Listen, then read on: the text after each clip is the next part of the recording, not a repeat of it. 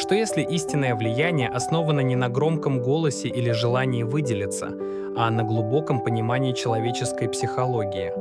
Некоторые люди, естественно, притягивают внимание и уважение, в то время как другие остаются незамеченными. Секрет кроется не во внешности или харизме, а в тонких психологических механизмах, которыми владеют лишь немногие. В этом видео представлены 5 психологических принципов, которые помогут вам строить более глубокие связи с людьми и оказывать более значимое влияние. Эти принципы основаны на понимании и уважении, а не на манипуляциях. Досмотрев это видео до конца, ты получишь реальные инструменты, которые могут изменить то, как тебя воспринимают окружающие. При этом тебе не придется становиться кем-то другим.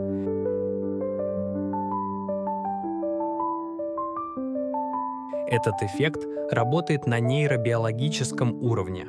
Когда человек слышит отражение своих мыслей и чувств, активируются зоны мозга, отвечающие за безопасность и принятие. Это вызывает выработку окситоцина, гормона доверия и привязанности. Важно не просто повторять слова собеседника, а улавливать эмоциональную суть сказанного. Например, если кто-то говорит «мне нужно больше стабильности», не отвечайте просто «я тебя понимаю». Лучше сказать, когда в жизни есть стабильность, появляется ясность и спокойствие. Я понимаю, насколько это для тебя важно. В следующем разговоре попробуйте выделить ключевую ценность в словах собеседника и отразить ее своими словами. Результат может вас удивить.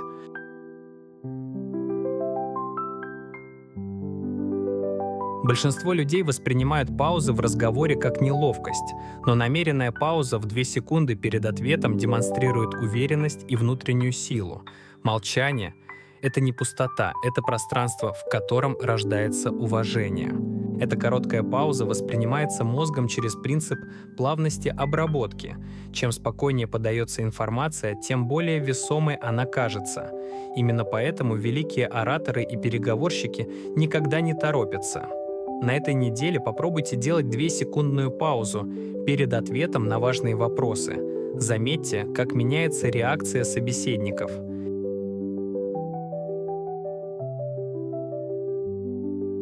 Эта техника основана на эффекте Зейгарник, психологическом феномене, когда незавершенные действия запоминаются лучше завершенных. Наш мозг стремится к закрытию открытых петель и завершению начатого. Попробуйте начать фразу и остановиться на самом интересном месте. Большинство людей думают, что знают причину своих неудач, но на самом деле... И сделайте паузу. Вы увидите, как внимание собеседника обостряется. Этот прием можно усилить, добавив интригующее вступление. Недавно я узнал нечто, что полностью изменило мой взгляд на... И снова пауза. Такой подход создает двойную петлю интереса.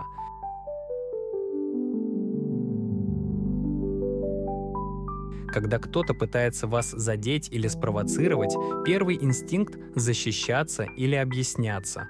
Но так вы теряете позицию силы. Вместо этого используйте короткий вопрос «правда?»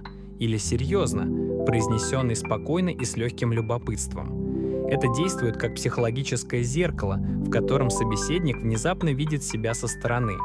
Это нарушает сценарий, на который он рассчитывал. Иногда эффективно просто поднять бровь или слегка улыбнуться, сохраняя спокойное выражение лица. Невербальная реакция может быть даже сильнее слов.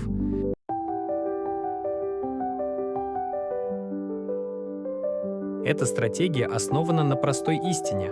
Люди сопротивляются тому, что им навязывают, но принимают идеи, которые считают своими. Вместо прямых советов задавайте вопросы, которые направляют к нужному выводу.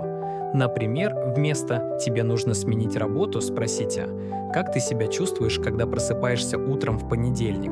или «что для тебя важнее, стабильность или возможности роста?» Новый подход. Комбинируйте направляющие вопросы с элементами самораскрытия. Я когда-то столкнулся с похожей ситуацией и задал себе вопрос «а что бы ты ответил на такой вопрос?»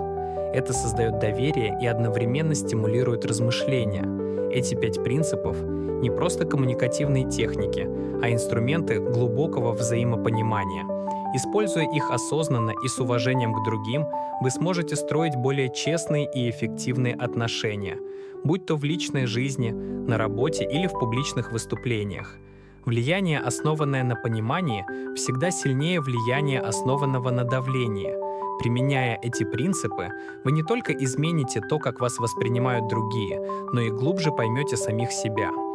А как вы планируете применять эти знания в своей жизни?